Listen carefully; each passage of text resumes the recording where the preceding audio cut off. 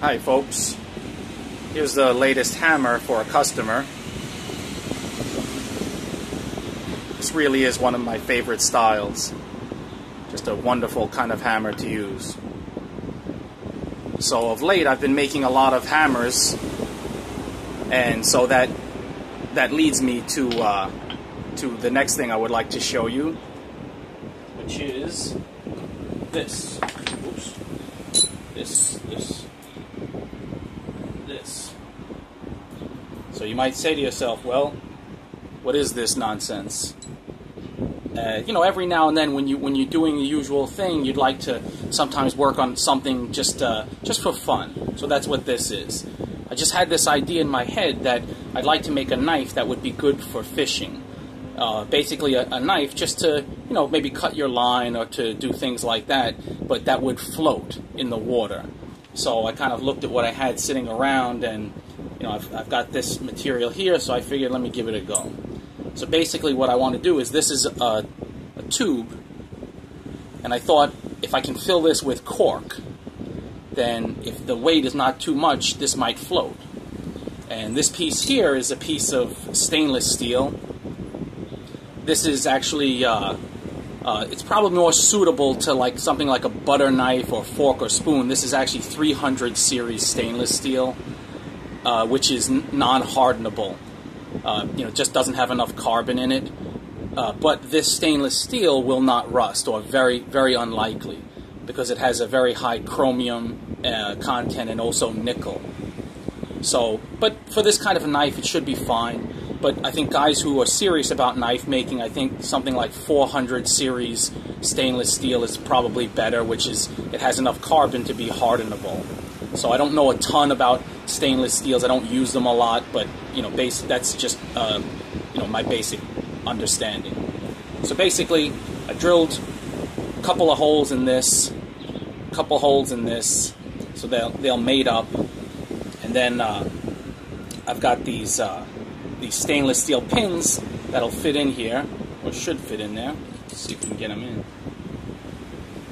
Get them in there, one way or the other. Let's see. Get it lined up.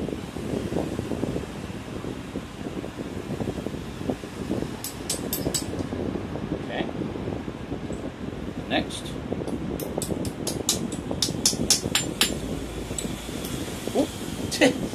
Yeah, well, that might not be good. Let's see. There we go.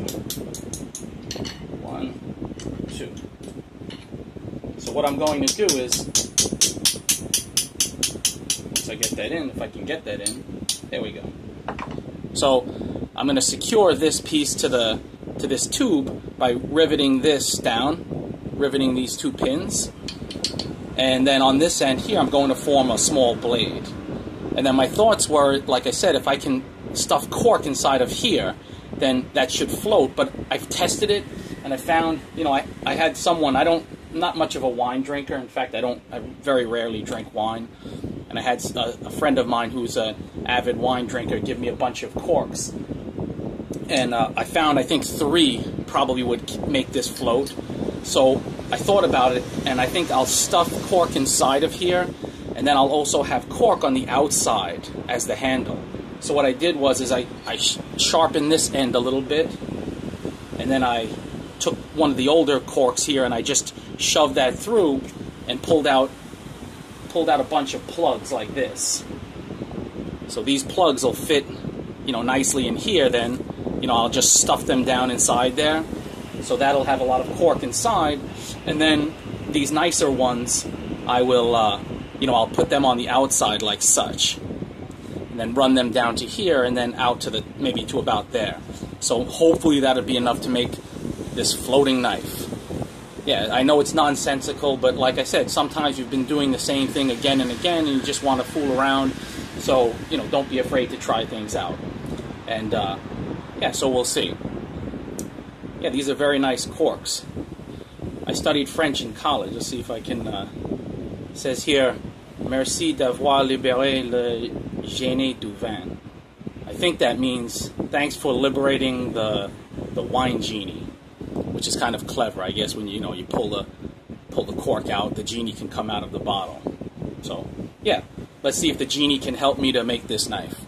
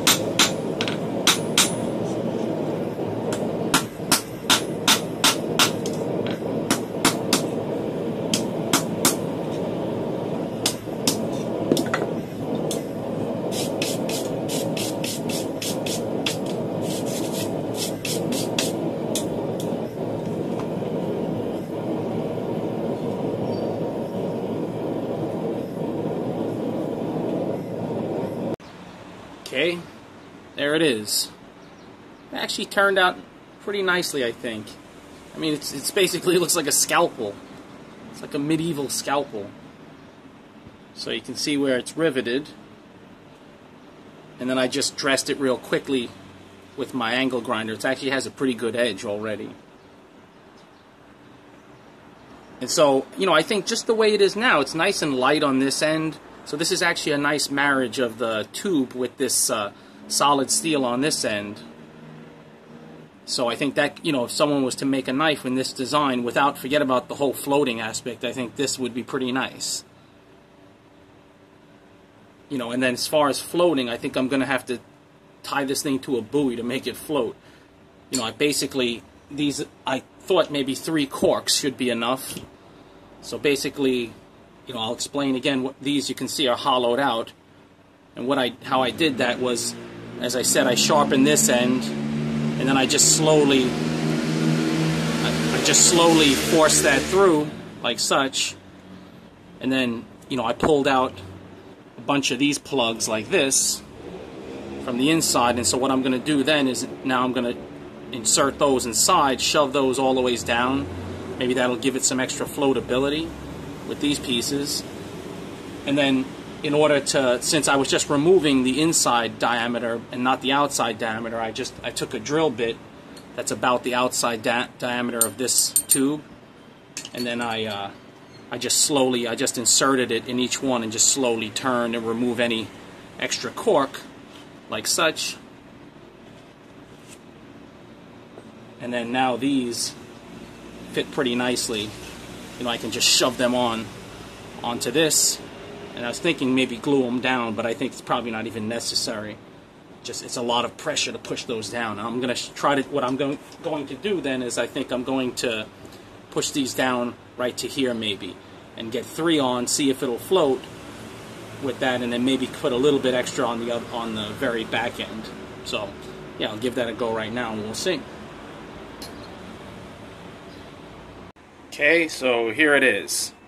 The cork stuffed inside the tube, and 3 corks on the outside, and it absolutely looks ridiculous. And now for the trial. So, will this knife float? I'll let it go and give the answer right before I let go. No, it won't. I tried it. It needs 7 corks, believe it or not, to make this float. So, and I like this much better without the cork on the outside, so I'm just going to take those off and use this knife as is. And if it's to be used as a fishing knife, then make sure I don't drop it in the water unless I'm fishing on the Dead Sea, I guess. So, yeah, some things work, some things don't. Kind of fun to try this, though.